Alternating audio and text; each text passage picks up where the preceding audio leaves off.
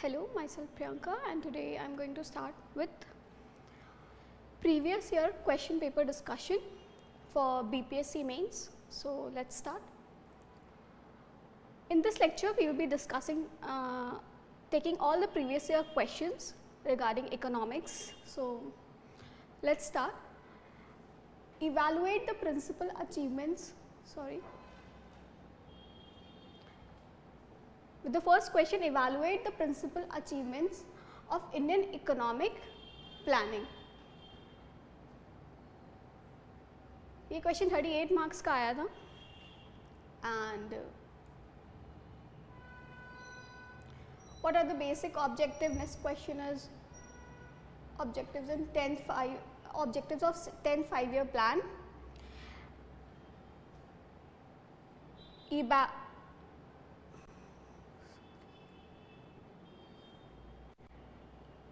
Elaborate the strategies made by the government to achieve these objectives.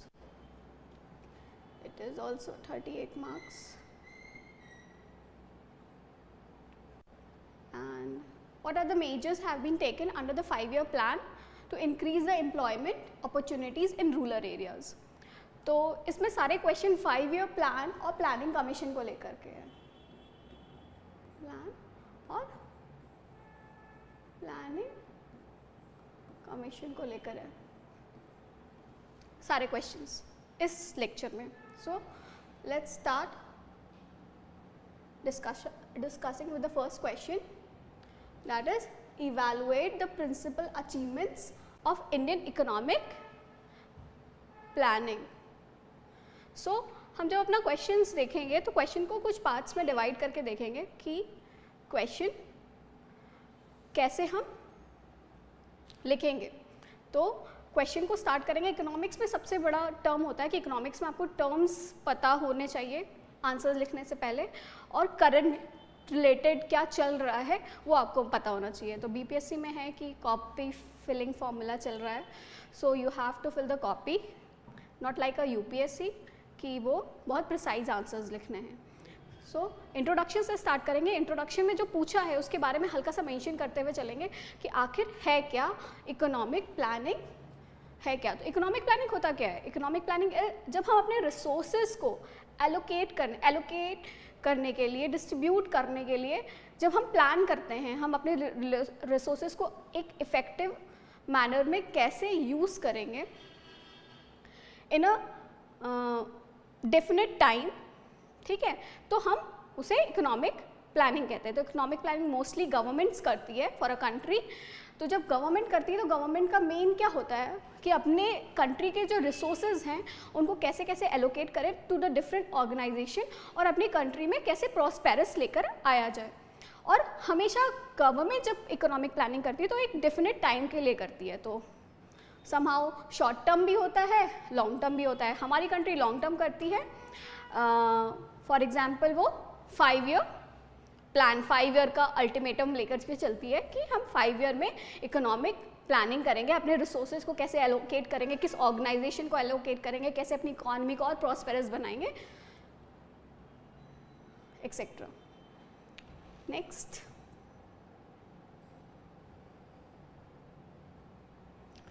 हाँ, तो planning, economic planning का largely focus किस पे होता है, मतलब ज़्यादा फोकस किस चीज़ पे करती है. तो हमारी पहले तो जान लें कि हमारी इकॉनमी कितने टाइप की होती है. तो पहला है कि planned economy, command economy, market economy. Planned economy में गवर्नमेंट का या स्टेट का बहुत ज़्यादा रोल होता है और थोड़ा बहुत प्राइवेट सेक्टर का रोल होता है, बहुत मार्जिनल रोल होता है. कमांड इकॉनमी में आपको नाम से ही पता चला है फुल्ली स्टेट ओन्ड इकॉनमी होती है. और मार्केट इकॉनमी में वो मार्केट ड्रिवन होती है, डिमांड एंड सप्लाई पे वर्क करती है कि जैसा डिमांड है इकॉनमी का वैसी चीज़ें हम सप्लाई करेंगे. अगर लग्जरी गुड का है तो लग्जरियस गुड, और नॉर्मल गुड्स हैं तो नॉर्मल गुड्स. सो हमारी जो प्लानिंग, इकोनॉमिक प्लानिंग है वो फोकस किस पे करती है? इकोनॉमिक ग्रोथ हो, एग्रीकल्चर में प्रोग्रेस हो, इंफ्रास्ट्रक्चर में ग्रोथ हो, इंडस्ट्रियल ग्रोथ हो, सेविंग और इन्वेस्टमेंट बढ़े, हम सेल्फ रिलायंस की तरफ बढ़े, हम सोशल जस्टिस ले पाएँ, हम हेल्थ केयर पे फोकस कर पाएँ, हम एजुकेशन पे फोकस कर पाएँ, हम एम्प्लॉयमेंट जनरेशन पे फोकस कर पाएँ। मतलब ये सारे सेक्टर्स पे हमारी प्लानिंग कमीशन स्कीम्स बनाती है और उस पर वर्क करती है, उससे रिसोर्सेज एलोकेट करती है, बजट एलोकेट करती है। नेक्स्ट थोड़ा सा बैकग्राउंड देखते हुए चलेंगे। अगर किसी भी टॉपिक को मेंशन कर रहे हैं तो हल्का सा बैकग्राउंड, पहले टॉपिक के इंट्रोडक्शन के बारे में लिखेंगे, फिर उसके बैकग्राउंड के बारे में बताते हुए कि इसका बैकग्राउंड क्या था, प्लानिंग कमीशन कैसे आया। तो स्टार्ट कर देंगे, ये हम कर सकते हैं इंडिपेंडेंस के टाइम से, लेकिन इंडिपेंडेंस से पहले भी 1938 में first time national planning committee establish हुई थी by Indian national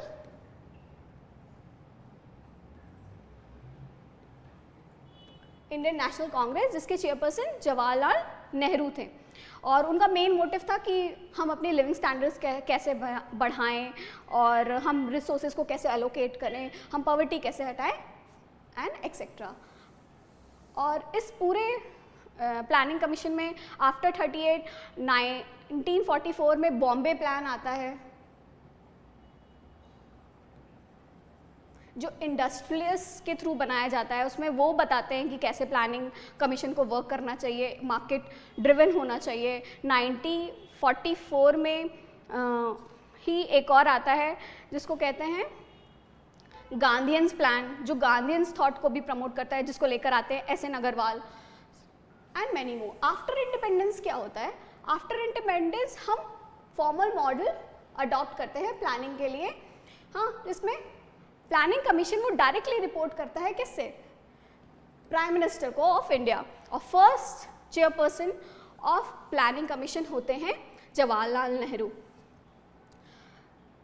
M Visvesvaraya को फादर ऑफ इकोनॉमिक प्लानिंग कहा जाता है, क्योंकि इन 1938 में इन्होंने प्लानिंग कमीशन कैसे वर्क करेगा, कैसा होना चाहिए हमारे इंडियन इकोनॉमी का, वो एक आउटलाइन मैप बनाया था कि इसे 10 इयर्स का होना चाहिए और सोशल सेक्टर पे ज़्यादा फोकस करना चाहिए, मार्केट ड्रिवन ज़्यादा नहीं होता, प्राइवेट सेक्टर का ज़्यादा रोल नहीं रखना चाहिए, स्टेट का ज़्यादा रोल होना चाहिए। तो ये सारा चीज़ इन्होंने मेंशन किया था, एक आउटलाइन मैप तैयार किया था। इस वजह से उन्हें father of economic planning, Indian economic planning कहा जाता है। नेक्स्ट, अच्छा, जो हमारा प्लानिंग कमीशन है वो आफ्टर इंडिपेंडेंस स्टैब्लिश हुआ है 15 मार्च 1950 में। और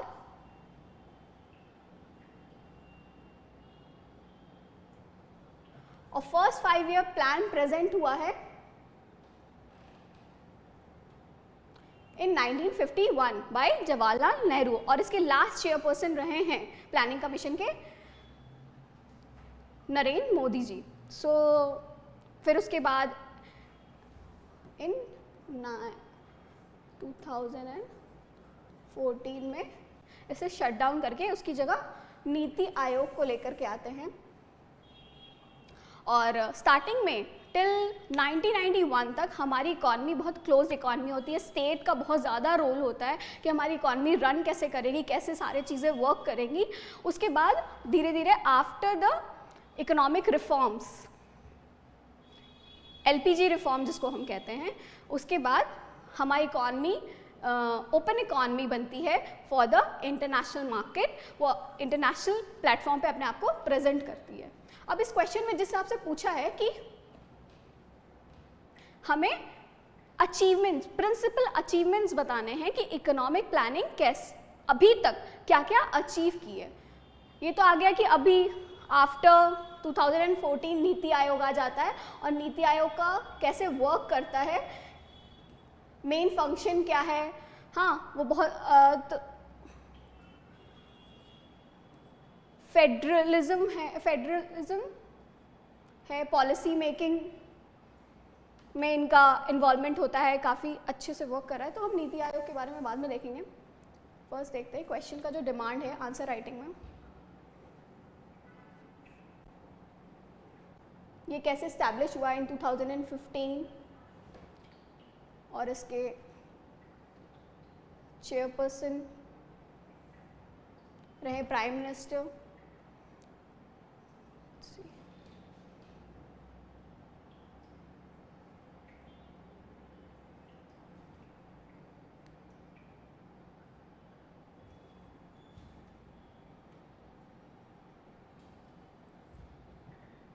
अच्छा, नीति आयोग, प्लानिंग कमीशन के बाद जब नीति आयोग आया तो उसके वर्क को हम 4 मेन हेड्स में डिवाइड कर सकते हैं, मतलब डिस्क्राइब कर सकते हैं।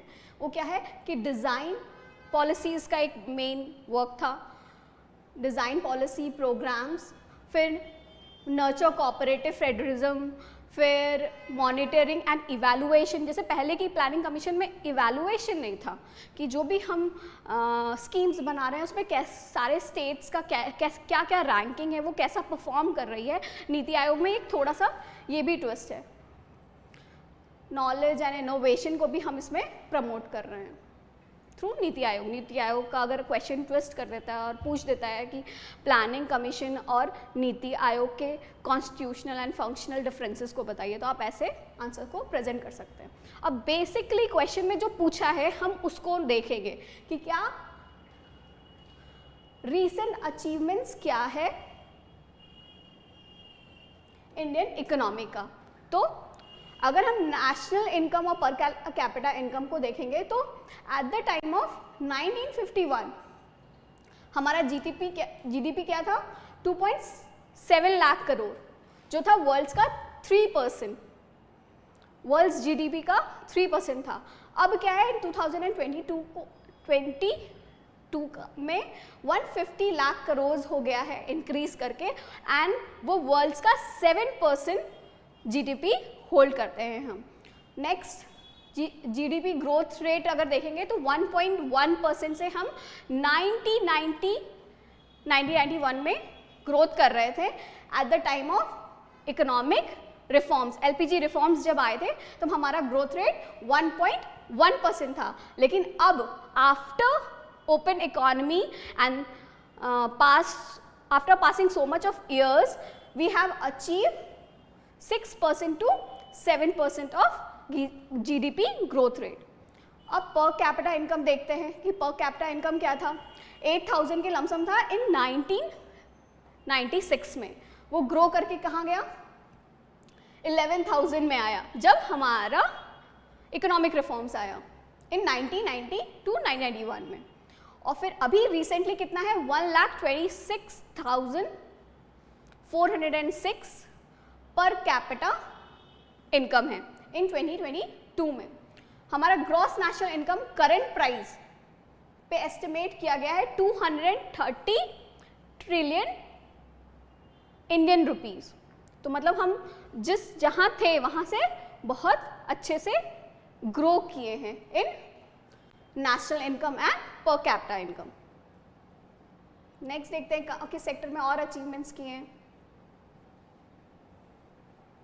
आते हैं नेक्स्ट सेक्टर क्या है, एग्रीकल्चर सेक्टर में हमारे प्लानिंग कमीशन के थ्रू, हम इकोनॉमिक प्लानिंग कमीशन के थ्रू हम क्या क्या अचीवमेंट्स लिए हैं। तो फर्स्ट 5 ईयर प्लान जो हमारा था वो टोटली फोकस था किस पे, एग्रीकल्चर सेक्टर पे, क्योंकि हम लोगों को उस समय फूड सिक्योरिटी, बहुत ज़्यादा फूड सिक्योरिटी की सबसे ज़्यादा ज़रूरत थी, क्योंकि हमारी इकॉनमी उस समय एग्रीकल्चर बेस्ड इकॉनमी थी, हमारी country totally agriculture based economy थी। Most of the people are engaged in agriculture sector. So food crisis को फर्स्ट 5 ईयर प्लान तो हमारा उसी पे फोकस होता है कि हम अपने एग्रीकल्चर सेक्टर को बहुत बूम करें, अपलिफ्ट करें। उसके बाद भी हम फूड क्राइसिस फेस कर रहे होते हैं, उससे ओवरकम आने के लिए हम ग्रीन रिवॉल्यूशन लेकर आते हैं 1960, जो इंडिया के एग्रीकल्चर सेक्टर को मॉडर्नाइज बनाता है। टेक्नोलॉजी अडॉप्ट करते हैं हम एग्रीकल्चर सेक्टर में, हाई यील्ड वैरायटी सीड्स हम लेकर के आते हैं, HYV सीड्स जिसको कहते हैं, मशीन्ड फार्म टूल्स लेकर के आते हैं, जिससे हमारे एग्रीकल्चर सेक्टर में और प्रोडक्शन हो और इम्प्रूवमेंट हो और उसे अपलिफ्ट कर सकें। हम साथ में एग्रीकल्चर प्राइसिंग पॉलिसीज़ लेकर आते हैं, एमएसपी लेकर के आते हैं, हम अपने एग्रीकल्चर सेक्टर को बूस्ट अप करने के लिए।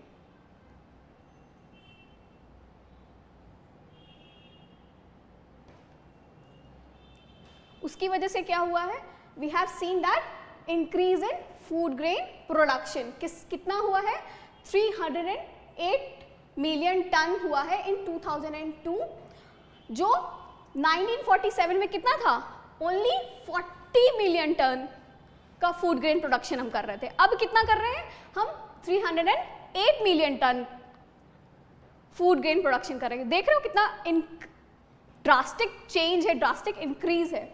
अब क्या कर रहे हैं हम, इंक्रीज हुआ किसमें, ऑयल सीड प्रोडक्शन में by 43%, increase in pulses production में भी हुआ है, कितने, बाय 33%। हम केमिकल फ्री नेचुरल फार्मिंग की बात कर रहे हैं, उसको इम्प्लीमेंट कर रहे हैं, हम किसान ड्रोन्स लेकर के आए हैं, हम डिजिटलाइजेशन ऑफ लैंड रिकॉर्ड्स रख रहे हैं, किसान ड्रोन से हम इरिगेशन कैसे करेंगे, हम मॉडर्न टेक्नोलॉजीज़ कैसे लेकर के आ रहे हैं अपने एग्रीकल्चर सेक्टर पे, हम ये चीज़ें in future, in present and future हम ये चीज़ इम्प्लीमेंट कर रहे हैं।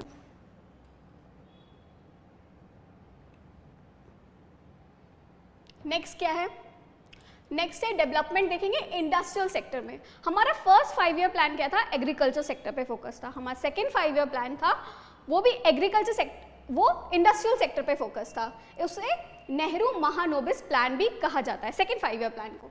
और हमारा जब थर्ड 5 ईयर प्लान आया, वो भी industrial and agriculture sector both पे फोकस करके हम चल रहे थे।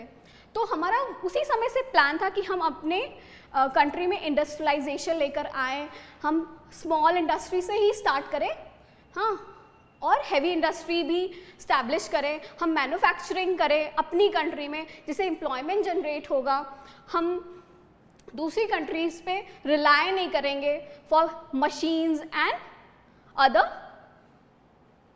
थिंग।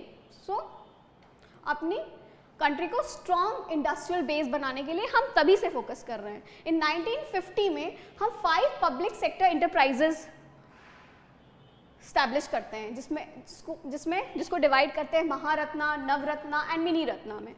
1991 आते आते तक वो कितना इंक्रीज हो जाता है, 244 पब्लिक सेक्टर इंटरप्राइज में। इसमें सबसे ज़्यादा प्रॉफिट मेकिंग पीएससी कौन कौन सा था, petroleum, telecommunication, power generation and all. तो हम इंडस्ट्रियल सेक्टर में भी कैसे कैसे ग्रो कर रहे हैं। हम इंडस्ट्रियल सेक्टर में as you all know in 1991 में एलपीजी रिफॉर्म लेकर के आते हैं with liberalisation, privatisation and globalisation. हम अपनी इकॉनमी को ओपन अप करते हैं। क्यों?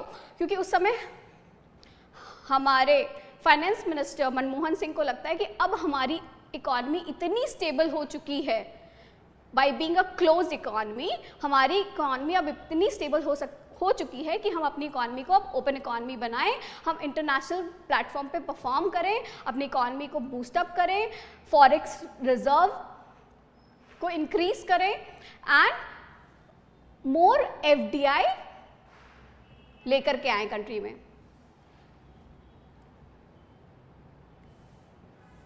अब रीसेंट अचीवमेंट्स क्या है इंडस्ट्रियल सेक्टर में, हम परिवार पोर्टल लेकर आए जिसमें ग्रीन क्लियरेंस मिल रहा है इंडस्ट्रीज़ को। क्यों? क्योंकि इसका मेन मोटिव ये है कि हम जब इंडस्ट्रीज़ जो स्टैब्लिश होती हैं वो ईज़िली स्टैब्लिश हो पाए, उनका जो पेपर वर्क है वो ईज़िली हो पाए, हाँ, उनको ज़्यादा भाग दौड़ नहीं करना पड़े। क्योंकि अगर इंडस्ट्री स्टैब्लिश होने से पहले अगर वो ज़्यादा उनको प्रॉब्लम्स आएंगी तो बहुत हमारी इकॉनमी को लॉस होगा। इंडस्ट्री स्टैब्लिश होने से हमारे यहाँ एम्प्लॉयमेंट जनरेशन होता है, प्रोडक्शन इंक्रीज होता है and so for and so. फिर हम RAM प्रोग्राम से लेकर के आ रहे हैं। क्यों? कि हम स्मॉल इंडस्ट्रीज़ को प्रमोट कर सकें। ई श्रम प्रोजेक्ट लेकर आ रहे हैं, असीम पोर्टल लेकर के आ रहे हैं, मतलब रीसेंट अचीवमेंट्स भी हमारे इस सेक्टर में हैं। अब आते हैं सर्विस सेक्टर से कि सर्विस सेक्टर में क्या क्या अचीवमेंट्स हुए हैं। तो यू ऑल नो कि सर्विस सेक्टर सबसे ज़्यादा कंट्रीब्यूट करता है हमारे जीडीपी को, एक डोमिनेंट रोल प्ले करता है, जिसे फॉरेन इन्वेस्टमेंट आ रहे हैं, एक्सपोर्ट एंड इम्पोर्ट, एक्सपोर्ट में भी हेल्प कर रहा है, लार्ज स्केल एम्प्लॉयमेंट जनरेट हो रहा है थ्रू सर्विस सेक्टर। अब देखते हैं इसका कंट्रीब्यूशन। 1950 में हम 25% के अराउंड सर्विस सेक्टर में कंट्रीब्यूट कर रहे थे, जो अब इंक्रीज होकर के कितना हो गया, 50% हो गया इन 2022 में। इंडिया एक्सपोर्ट हब बन गया किसका, सॉफ्टवेयर सर्विसेज का।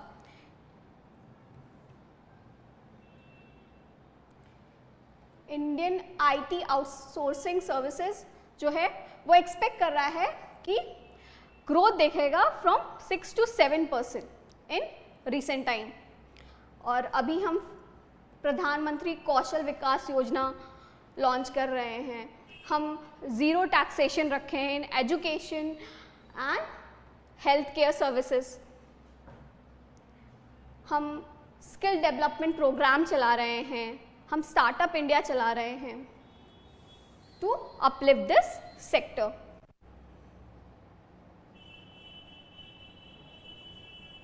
नेक्स्ट अब देखेंगे कि डेवलपमेंट, ट्रांसपोर्ट एंड कम्युनिकेशन में क्या क्या डेवलपमेंट हुआ है फ्रॉम इंडिपेंडेंस टिल डेट।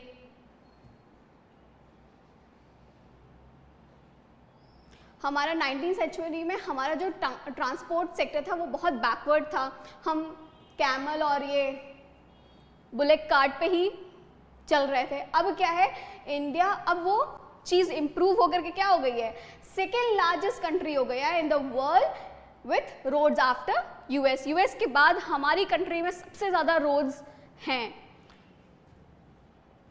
हमारे कंट्री में ज़्यादा कनेक्टिविटी है। Indian railway third largest rail network बन गया है of the world after US and China. Recent हम लोग क्या कर रहे हैं, पर्वतमाला प्रोजेक्ट लेकर के आए हैं कि रोपवे डेवलपमेंट प्रोग्राम चला रहे हैं जो एक हिल स्टेशन को दूसरे हिल स्टेशन से कनेक्ट करेगा। भारतमाला प्रोजेक्ट लेकर के आ रहे हैं जो पोर्ट्स को, इंडियन पोर्ट्स को मतलब उनको रोड से कनेक्ट करेगा कि हम मतलब और इफिशिएंट वे में एक्सपोर्ट और इंपोर्ट कर पाएँ। अभी रिसेंट का सबसे ग्रैंड पीएम गति शक्ति नेशनल मास्टर प्लान लेकर आए हैं, जो सबसे बड़ा इंफ्रास्ट्रक्चर प्लान चल रहा है, जिसमें ऑलमोस्ट 14 मिनिस्ट्री का इन्वॉल्वमेंट है।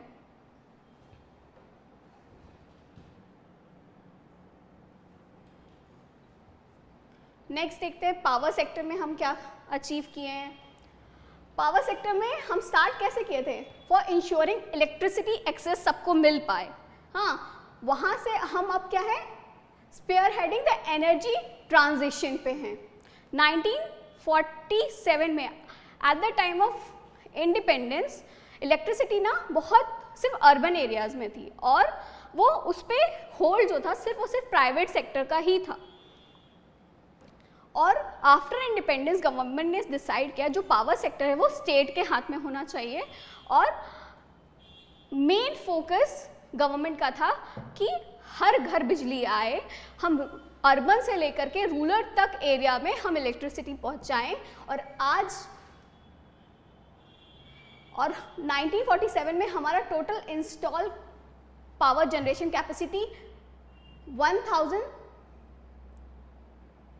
1362 मेगावाट था, जो बढ़कर के अब 4 लाख मेगावाट हो गया in 2022।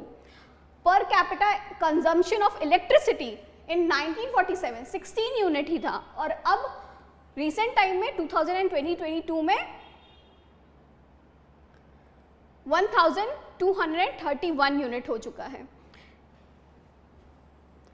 India will achieve the target of domestic manufacturing of 280 gigawatt of solar power plant by 30 तक हम सोलर पावर प्लांट पे भी फोकस कर रहे हैं।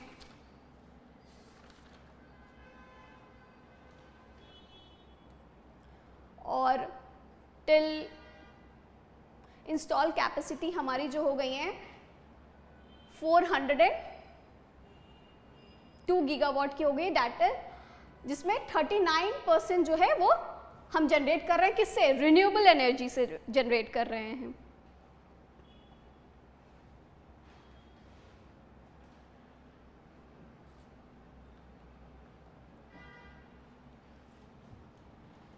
हम अभी रिसेंट टाइम में हम रिडक्शन इन टैरिफ्स लेकर आ रहे हैं फॉर रिन्यूएबल एनर्जी, जिसमें सोलर और विंड भी इन्वॉल्व है। हम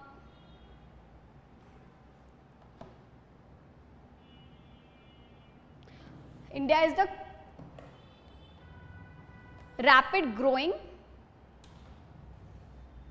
rapidly growing in the sector of renewable energy globally हम बहुत रैपिडली ग्रो कर रहे हैं in the sector of renewable energy.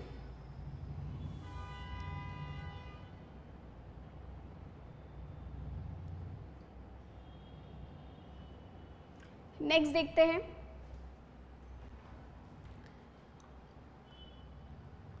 Next हम एम्प्लॉयमेंट जनरेशन पे कैसे डेवलप कर रहे हैं। हमारा इकोनॉमी का सबसे बड़ा प्रॉब्लम है अनएम्प्लॉयमेंट, और अनएम्प्लॉयमेंट को दूर करने के लिए हम क्या कर सकते हैं, हम स्किल डेवलपमेंट कर सकते हैं, हम एजुकेट कर सकते हैं। हाँ, during the time of independence, मतलब इंडिपेंडेंस के बाद भी काफ़ी टाइम तक हमारी इकोनॉमी जो थी वो totally most of the people जो थे वो एग्रीकल्चर ही करते थे, एग्रीकल्चर सेक्टर पे ही फोकस थे। तो अब क्या है, अब हम उसमें भी एडवांसमेंट लाने की कोशिश कर रहे हैं। हम सर्विस सेक्टर में भी, अगर आप कहोगे कि हम परफॉर्म कर रहे हैं बहुत अच्छा, तो एम्प्लॉयमेंट जनरेशन के लिए हम क्या कर सकते हैं। हम कॉटेज इंडस्ट्रीज में हम स्टार्ट किए थे, और now we are doing technical education, digital university establish कर रहे हैं, सेल्फ एम्प्लॉयमेंट स्कीम चला रहे हैं, लार्ज इंडस्ट्री स्टैब्लिश कर रहे हैं, इम्प्रूवमेंट इन एग्रीकल्चर, वही जो हम पहले बोले थे, एग्रीकल्चर सेक्टर में भी इम्प्रूवमेंट कर रहे हैं। अगर जो लोग एग्रीकल्चर सेक्टर में भी अपना एम्प्लॉयमेंट जनरेट करना चाहते हैं, उसमें स्कोप बढ़ा रहे हैं। सर्विस सेक्टर तो हमारा बूम कर ही रहा है।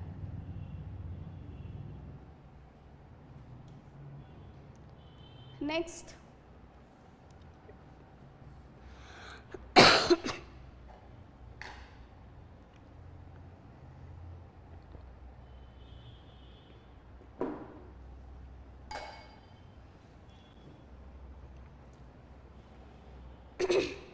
Development in self reliance. हम सेल्फ रिलायंस कैसे बनाएं। पहले जब हमारी इकॉनमी आफ्टर इंडिपेंडेंस, हम टोटली फूड ग्रेन्स के लिए भी हम दूसरी कंट्रीज़ पे डिपेंडेंट थे, हम कंज्यूमर गुड्स के लिए भी दूसरी कंट्रीज़ पे डिपेंडेंट थे, हम मशीन्स के लिए भी दूसरी कंट्रीज़ पे रिलाई करते थे। अब हमारा मेन फोकस क्या है कि हम अपनी कंट्री को सेल्फ रिलायंस कैसे बनाएं। सेल्फ रिलायंस का मतलब ये नहीं है कि हम टोटली सारी चीज़ें अपनी कंट्री में ही प्रोड्यूस करें। आप किसी ना किसी चीज़ के लिए रिलाई करोगे दूसरी कंट्री में, लेकिन maximum of the product you are manufacturing, you are producing yourself. तो we no longer dependent on other countries for food supply, agriculture, crop, heavy industry, consumer goods and यहाँ तक कि डिफेंस सेक्टर के लिए भी, defence sector पे भी हम दूसरी कंट्री के साथ कोलैबोरेट करके हम वर्क कर रहे हैं।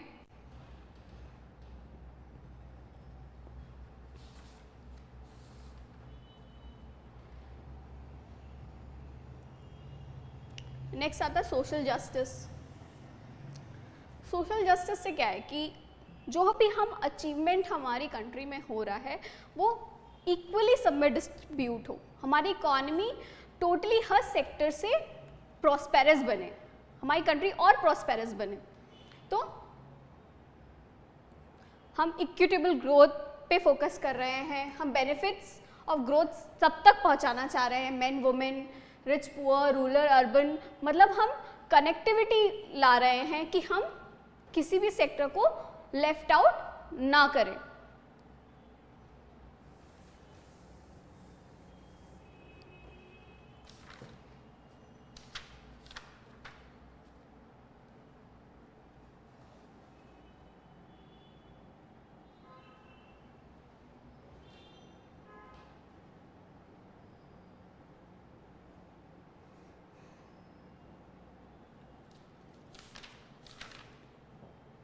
हम हेल्थ सेक्टर में देखोगे तो हम सम पॉइंट्स इसमें और ऐड करेंगे, जैसे हेल्थ सेक्टर,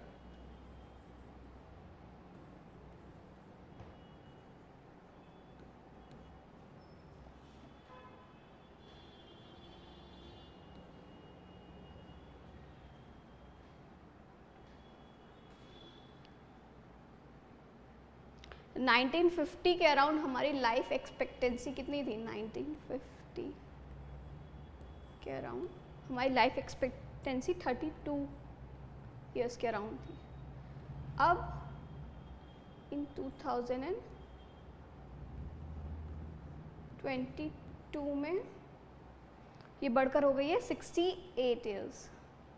हेल्थ सेक्टर पे हम इंद्रधनुष स्कीम लेकर के आए हैं फॉर चिल्ड्रन, कि उनको मिशन इंद्रधनुष, जिसमें उनको सारे टीकाकरण स्कीम जो चल रहे हैं कि सारे वैक्सीनेशन उनको टाइम से मिल पाए। फिर अभी आपने देखा है कि ड्यूरिंग द टाइम ऑफ कोविड-19 हमने वैक्सीन प्रोड्यूस की एंड उसे दूसरे कंट्री के थ्रू भी सेंड किया।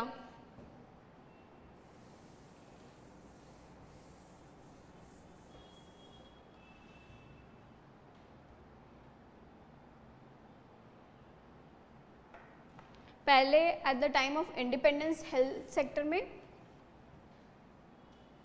हम बहुत पुअर परफॉर्म कर रहे थे। उस समय हम नॉर्मल स्प्रेड ऑफ डिजीजेस पे भी कंट्रोल नहीं पा रहे थे। अब है कि we have controlled over spread of diseases and all. Literacy rate देखें, एजुकेशन सेक्टर पे हम क्या किए हैं, तो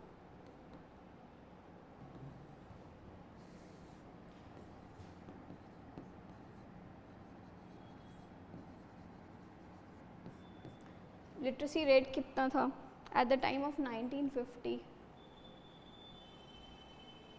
माई लिटरेसी रेट था 12%। अब वो बढ़ करके हो गया है इन 2022 74%। हमारी एजुकेशन जो था, यूनिवर्सिटीज जो थी,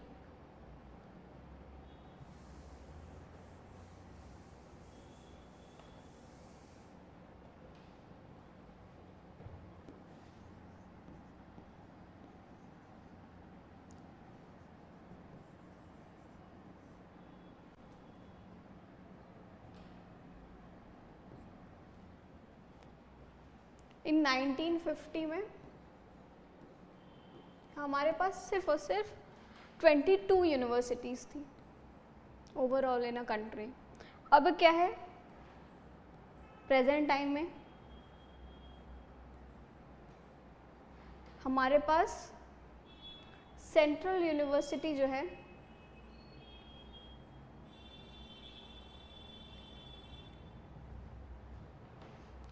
वो है 49 के अराउंड।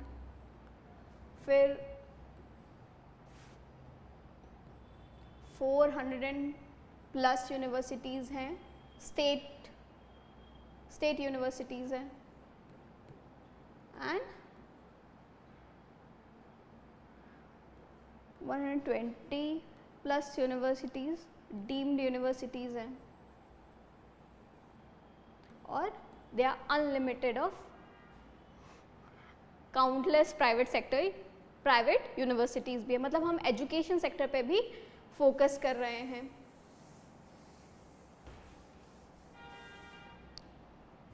और एजुकेशन सेक्टर पे भी हम बहुत अच्छा परफॉर्म कर रहे हैं।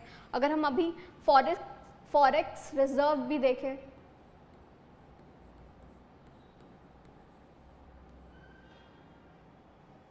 एट द टाइम ऑफ 1991 जब हमारा एलपीजी रिफॉर्म हुआ था, तब हमारा फॉरेस्ट रिजर्व था 9.22 बिलियन डॉलर, और अभी कितना है 2022 में वो इंक्रीज होकर के कितना हो गया है 640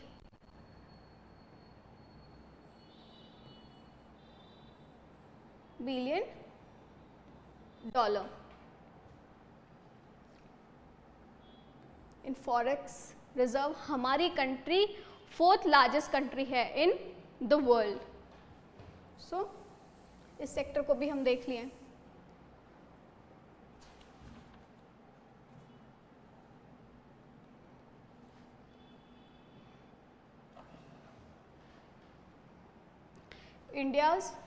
इंडिया क्या है 3rd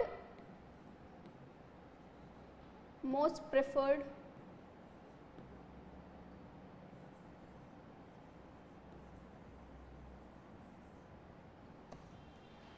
डेस्टिनेशन है फॉर टेक्नोलॉजी सेक्टर में। हम स्पेस मिशन कर रहे हैं, हम हैवी टेक्नोलॉजीज, हम इसरो में भी प्राइवेट सेक्टर का भी इन्वॉल्वमेंट कर रहे हैं, हम रिसर्च एंड डेवलपमेंट में भी बहुत अच्छा वर्क कर रहे हैं।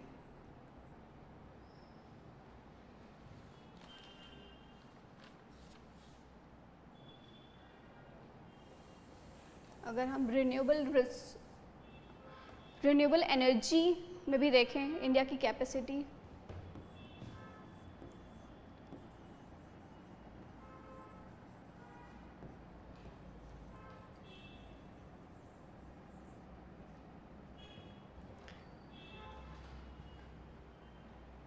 टोटली 150 गीगावाट की कैपेसिटी है रिन्यूएबल एनर्जी में इंडिया की, जिसमें 48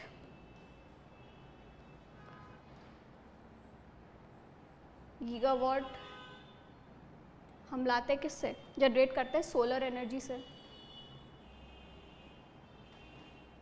फिर 40 गीगावाट हम जनरेट कर रहे हैं विंड से।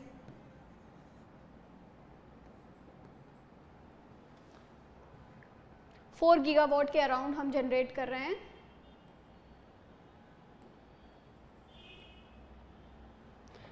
बायो पावर से,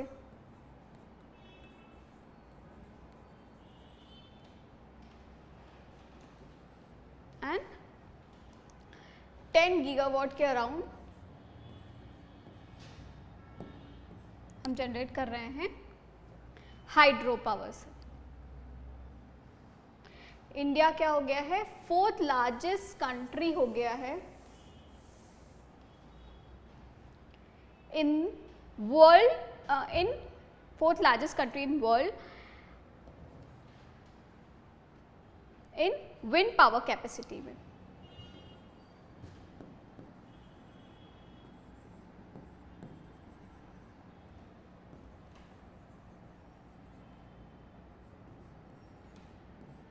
फोर्थ लार्जेस्ट।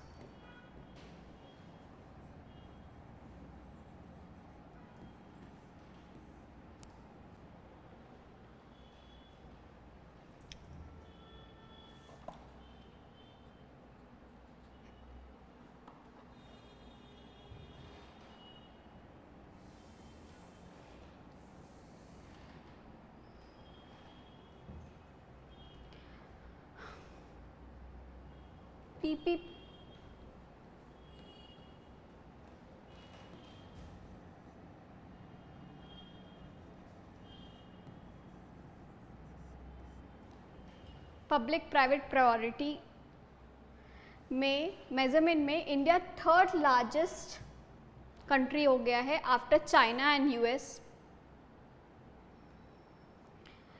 और थर्ड लार्जेस्ट इकोनॉमी है इंडिया।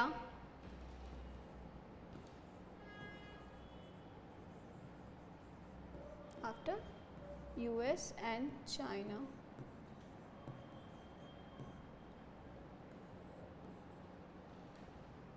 एशिया में after China and Japan India third largest economy है।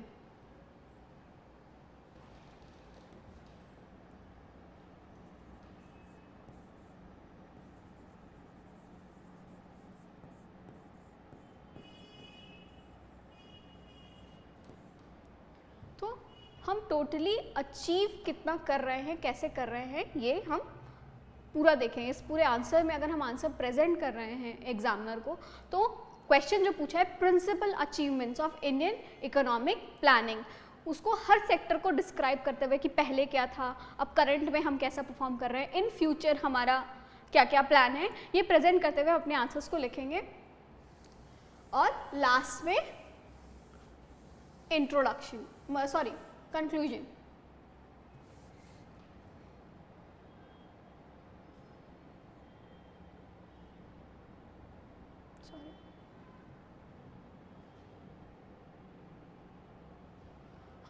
कंक्लूजन कैसे करेंगे? कंक्लूजन जब हम लिखेंगे तो बहुत ज़्यादा एग्जैजरेट होकर के आंसर्स को नहीं लिखेंगे कि ये है वो है, ऐसा कुछ नहीं लिखेंगे, क्योंकि हम इकोनॉमिक के आंसर्स लिख रहे हैं तो हमारे पास बहुत अच्छा टॉपिक है कि हम उसको ईजिली प्रेजेंट कर पाएँ with a recent achievements, recent example देते हुए।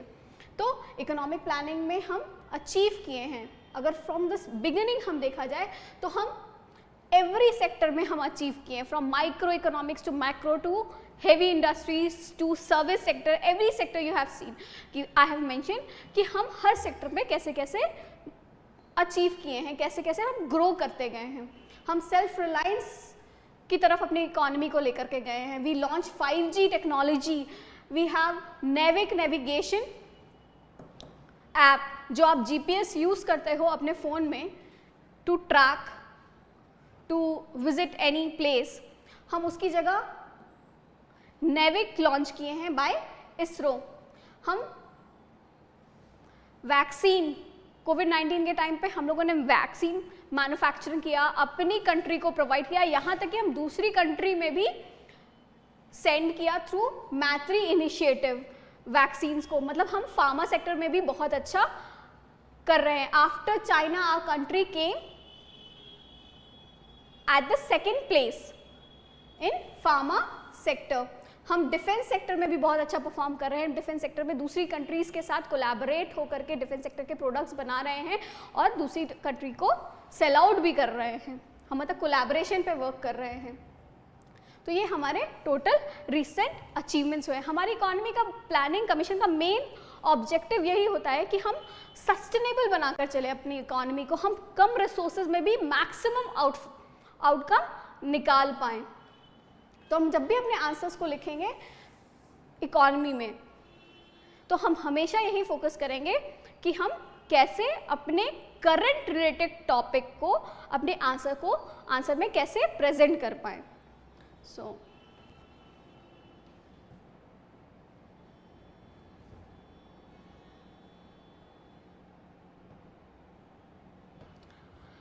ये हम देख लें कि अभी तक का क्वेश्चन में जो डिमांड था। अब देखते हैं नॉट फेलियर ना, यहाँ हम कर सकते हैं लिमिटेशंस। अगर यही इसी क्वेश्चन को हम ट्विस्ट कर दिया कि what are the limitations of the Indian economic planning, तो उसके लिमिटेशंस क्या है, प्लानिंग कमीशन के लिमिटेशन क्या है कि पॉवर्टी पे जो हम फोकस कर रहे थे अपने प्लानिंग कमीशन में, पॉवर्टी अभी भी है, अनएम्प्लॉयमेंट अभी भी है। After making so much of schemes and all, unemployment अभी भी हम फेस कर रहे हैं। जेंडर डिस्पैरिटी अभी भी हम फेस कर रहे हैं। एजुकेशन की क्वालिटी अभी भी लो है। लिटरेसी रेट अभी 74% ही है, 100% नहीं है, और काफ़ी स्टेट में तो बहुत कम है। तो हम मैल न्यूट्रिशन फेस कर रहे हैं। अभी रिसेंट के किसी 100 हंगर इंडेक्स में हमारी रैंकिंग 107 रही है from the bottom out of 124 countries around के, मतलब शायद 124 कंट्रीज थे, आप चेक कर लेना, इसमें हमारी रैंकिंग इतनी लो रही है। मतलब हम अभी भी इतने स्कीम्स बनाने के बाद, इतना अचीव करने के बाद भी अभी भी हम बहुत पीछे हैं। तो हम उसमें अब जब अब ऐसा क्वेश्चन पूछ लेगा तो हम कैसे लिखेंगे, इसको बताते हुए फिर इसमें हम कैसे कैसे चेंजेस और ला सकते हैं, क्या क्या गवर्नमेंट इनिशिएटिव ले रही है, उसको प्रेजेंट करते हुए अपने आंसर्स को लिखेंगे। So thank you so much.